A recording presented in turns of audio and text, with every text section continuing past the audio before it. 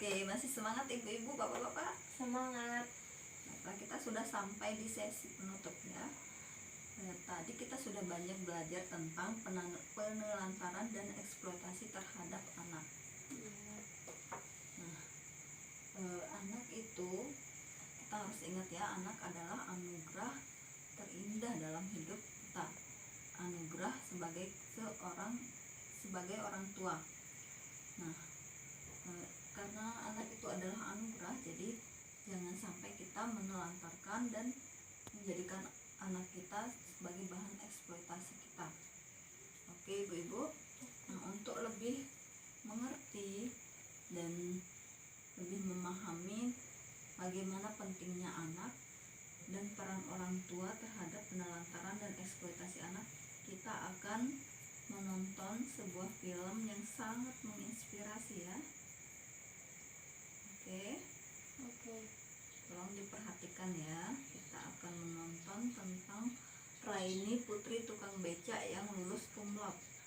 Nah, tukang becak bisa lulus cum laude, kok bisa ya? Kita akan lihat bagaimana ceritanya. Gelar sarjana di Semarang, Jawa Tengah, seorang anak tukang becak berhasil memiliki keterbatasan finansial bukanlah penghalang bagi mahasiswa untuk bisa mendapatkan gelar sarjana.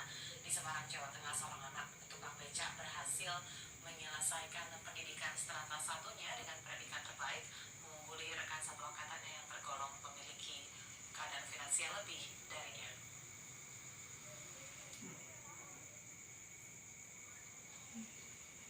Diperhatikan ya, itu anak tukang becak. Lelah Mugiono mengayuh becak miliknya untuk mengantarkan sang anak Raini ke mimbar wisuda Gedung Auditorium Universitas Negeri Semarang, Jawa Tengah. Raini yang saat ini tercatat sebagai mahasiswa ekonomi Universitas Negeri Semarang resmi menyandang predikat sarjana ekonomi. Tak tanggung-tanggung, putri kedua pasangan Mugiono dan Sujamah warga Kendal, Jawa Tengah ini berhasil mendapatkan predikat mahasiswa dengan lulusan terbaik dengan IPK tertinggi yaitu 3,96. Dara kelahiran Kendal 13 Januari 1993 ini berhasil menyelesaikan studinya selama kurang lebih 4 tahun. Tayal dengan berhasilnya Raini lulus di jenjang perguruan tinggi membuat haru orang tua, khususnya sang ayah Mugiono. Selain memberikan rasa syukur terhadap segala bantuan, khususnya peran pemerintah, pria berusia 55 tahun ini berharap Raini dapat menjadi orang berguna serta mampu menerapkan ilmu yang dimilikinya untuk membantu orang lain. Orang miskin menjaga kan bahwa orang miskin bisa melanjutkan sekolah. Saya sangat bangga. Saya itu apalagi anak saya banyak ini ya juga bidik misi itu anak yang ada mampu, ada yang orang yatim, apalagi kan sangat kasihan, tapi nyatanya juga itunya banyak baik-baik. Anak saya juga baik. Saya sangat senang sekali. Setelah menyandang gelar sarjana, Raini rencananya akan mengabdi kepada negara, khususnya upaya pembahasan buta aksara yang tengah digarap oleh pemerintah. Dengan niat dan tekad yang kuat, Raini memberikan pesan bahwa keterbatasan ekonomi bukanlah menjadi penghalang bagi setiap warga negara untuk mengenyam dan menyelesaikan pendidikan. Walaupun secara ekonomi terbatas, tapi kita dapat mempunyai kelebihan yang lain, semangat yang luar biasa, dan tentunya juga meminta doa kepada orang tua, karena doa orang tua sangat bermanfaat dan sangat diridhoi oleh Allah SWT. Dengan predikat dan pesan dan Raini dapat menambah deretan mahasiswa berprestasi di Indonesia.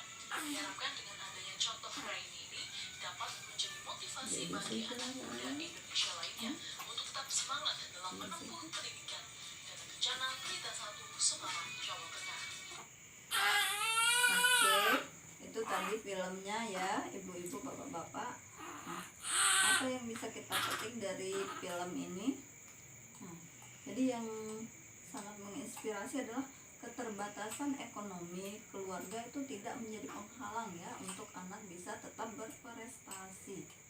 Nah, itu tadi kisah yang sangat menginspirasi. Nah, sekarang kita kembali ke materi apa saja yang kita dapatkan hari ini.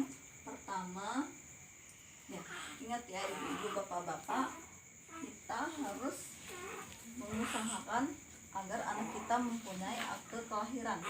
Mengapa akte kelahiran itu penting? Ya, diambil dulu anaknya, Ibu Ira.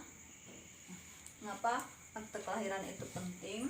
Pertama, akte kelahiran merupakan identitas sah anak. Kedua, untuk memastikan asal usul anak. Nah, ketiga, mendapatkan layanan kesehatan dan pendidikan bagi anak. Yang keempat, untuk mencegah pernikahan anak sebelum usia 18 tahun. Nah, yang kelima, kepastian mendapatkan hak waris. Nah, yang keenam, sebagai dasar pembuatan dokumen lainnya seperti KK, KTP, SIM, dan paspor. Itu mengapa kita harus memiliki akte kelahiran. Ingat ya, kalau ada yang belum punya akte kelahiran, segera diurus ya ibu-ibu, bapak-bapak. Nah, kemudian hal-hal yang sangat penting yang bisa kita ambil dari materi hari ini tentang penelantaran dan eksploitasi anak itu, pertama, tidak memenuhi hak-hak anak itu adalah penelantaran anak. Ingat ya ibu-ibu, jadi kita harus berusaha untuk memenuhi kebutuhan anak-anak kita. Nah, kemudian yang kedua, sebagai orang tua kita harus melakukan pencegahan terhadap penelantaran. Yang ketiga, segala bentuk pemanfaatan anak untuk mendapat keuntungan materi maupun bukan materi adalah eksploitasi anak. Nah, yang keempat, orang tua wajib melakukan pencegahan terhadap eksploitasi. Itu hal-hal yang harus selalu kita ingat sebagai orang tua. Nah, untuk lebih jelasnya, kita harus mempraktekkan hal-hal yang sudah kita dapatkan tadi di rumah ya ibu-ibu, bapak-bapak. Nah, bagaimana cara mempraktekkannya? Nah, sekarang saya punya tugas untuk masing-masing orang tua di sini. Nah, di sini ya kita sudah punya lembar kerja. Di buku pintarnya juga ada, tapi sekarang saya bagikan satu-satu agar nantinya diisi di rumah ya ibu-ibu, bapak-bapak. Nah, silahkan diambil dulu kertasnya satu-satu untuk satu orang. Oke, sudah ya. Sudah ya. Nah, coba sekarang dilihat ya. Coba sekarang dilihat ibu-ibu, bapak-bapak, tugasnya. Nah, saya akan menjelaskan bagaimana cara mengisi tugas yang sekarang ibu pegang ya. Nah, kita lihat di sini bersama.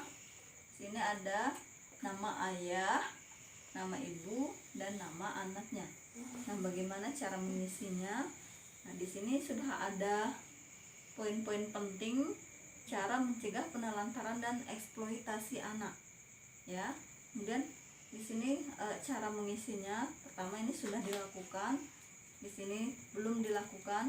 Jadi di poin-poinnya ini tinggal kita baca baik-baik dengan pasangan kita, dibaca baik-baik apakah sudah dilakukan atau belum dilakukan.